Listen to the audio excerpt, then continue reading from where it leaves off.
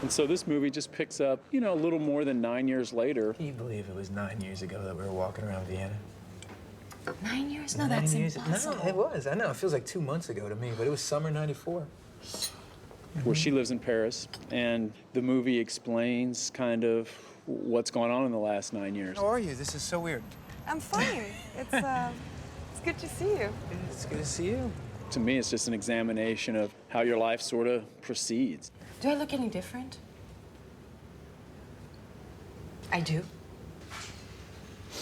I'd have to see you naked. What? I know, I'm sorry. Seriously, all right? You look beautiful. My character has written a book about that one night, and he hasn't seen her since that one night, and she shows up at his book reading. I thought I was gonna totally lose it in there. When I first saw you, I mean, how'd you even know I was gonna be here? I mean, normally you get a sequel for a big blockbuster, something that made a lot of money, and the people that really liked it really loved it and see it again and again and again, and the same with the actors and the director is that they're so passionate about it. I think that's why we're given the opportunity to make this sequel. Things are getting a bit better. A great feeling when I think of Before Sunrise.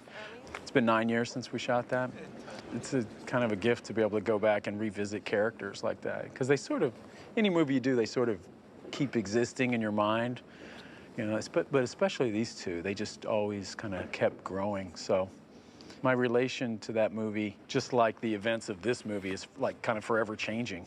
Doing the first film, we were talking about that with Ethan the other day. It felt like something was unfinished because they never meet again and because it ends on this kind of open ending. It was such a wonderful experience to be writing all together and to bring so much to characters. The dream of doing this other movie started when we were doing the first one, that Rick kind of, one day had the idea, wouldn't it be interesting to meet these characters again in a slew of years and to maybe do 3 or 4 or 5 films, you know, kind of, and then you'd have this kind of giant document on love and on relationships following 2 actors through the course of their life. When they came to make the film, they had 3 weeks of rehearsal, and they worked really intensively with Ethan and Julie. I'm just curious, is this when she comes over here, are we trying to maintain a single? It's a 2-shot. It's a 2-shot, so I can get as close. Ethan and Julie brought a lot of themselves personally to the work. A lot of their own ideas and stories ended up finding their way into the film. And so when the 3 of them decided to make the second one, they just wanted to all come to it as writers. The 3 of us together worked on the script, so most of our rehearsal was just kind of continuing to work on the script, and How are you doing? we still are. After the structure, I sent Rick 50 pages of, 40 pages of, you know, a script that was based on the structure. A movie like this is only as good as how much of ourselves we put into it, I think. It's just a little thing. It's not, you know, nobody will notice if we don't do it, but it's a good thing. It's rarely that I remind Julie or Ethan, like, oh, well, I think Julie would do that, but Celine might be a little, I mean, it's very rare. I mean, they both have such a clear idea of their character. Because people like you are educated and speaking out. And as the world's consciousness rises, right, things like women's rights, racial rights, sexual rights, The character, I wanted her to be representative of a generation of women that are very independent, work-wise, you know, but that are still very, very sensitive. And, you know, I mean, it's not because you have ideas of feminism and you work and all this that you're not capable of being feminine and loving and all that, you know. So, I want to try something. What?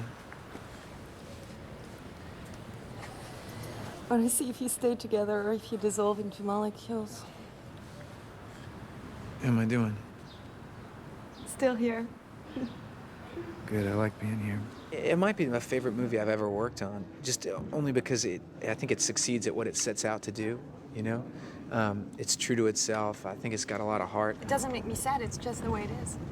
Is that why you're in a relationship with somebody who's never around? Yes, obviously, I can't deal with the day-to-day life of a relationship. Yeah, we have, you know, this exciting time together and then he leaves and I miss him, but at least I'm not dying inside.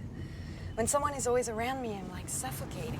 No, wait, you just said that you need to love and be loved. Yeah, but when I do, it quickly makes me nauseous. What I wanted was like an eloquent documentary. You know, it's daytime, it's really just them talking. Yeah, but isn't it dangerous? I mean, aren't a lot of those guys getting killed these days? He promises me he doesn't take risks, but I often worry. You know, the aim is to do it as natural as possible, conversation, like we're just having a chat, you know. That's hard. That's really hard. Okay, it was given by an Argentinian hey, friend of mine. We're having a little party there. A little barbecue. We knew that we just accepted this challenge. We're going to make this movie in 15 days, and then we had to, you know, kind of like a puzzle, just try to put it all together. But I mean, generally, in a typical Hollywood film, you have to plan things much more than that. You know, we had to sort of be planning for things not to be planned, to be able to change things quickly and adapt as we went along. Okay, back to the corner. So this one we've bitten off a lot. While we have few locations, and kind of longer scenes and fewer locations, that's easy, but that's easier. You know, I've done films where we had 81 locations and we have 55 days to shoot it, so that's a lot of company moves and it's a road movie. It's very difficult. This movie, we have not that many locations, maybe 9 or 10, but we have a couple weeks to shoot it in, and we have to match sort of the light. It's taking place more or less in real time in a later afternoon, so we really can't shoot in midday. If the sun's overhead, it just doesn't really match anything else in the movie. So we have to be getting ready, and then we have these short windows where we can shoot, and yet we have 6 pages of dialogue to get. So it makes it very difficult, but the fact that we're even on schedule or we're able to do it is, the whole film is sort of based around the fact that I thought Ethan and Julie could just show up and really nail the performances in a pretty short amount of time. The other day we were filming a scene in the car, and they could just pick up and, you know, 8-minute scene, go all the way through from start to finish without one stop, missing a beat or anything. And I think that's extraordinary. When we start shooting, we just, okay, now we're actors, we've got to learn those lines we wrote. We're like, shit, where did I write this? I have to say all of this now? Oh my God, this is hell. I've got to learn this like 1-page monologue. No!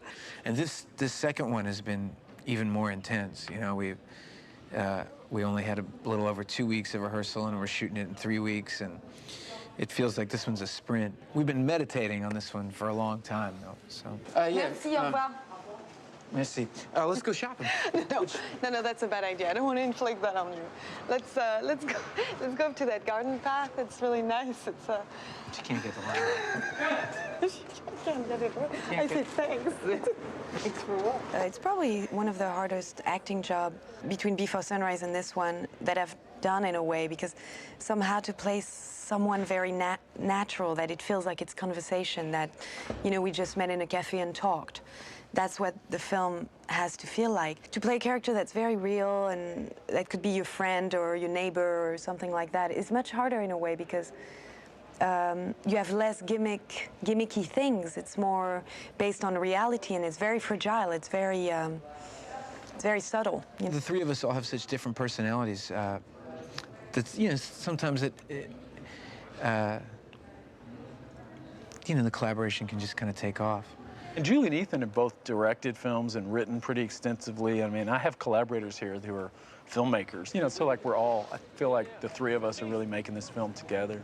Rick brought me to all the, when they were doing sets, you know, looking for the sets, you know, he was like, do you think that would be your apartment? I was like, yeah.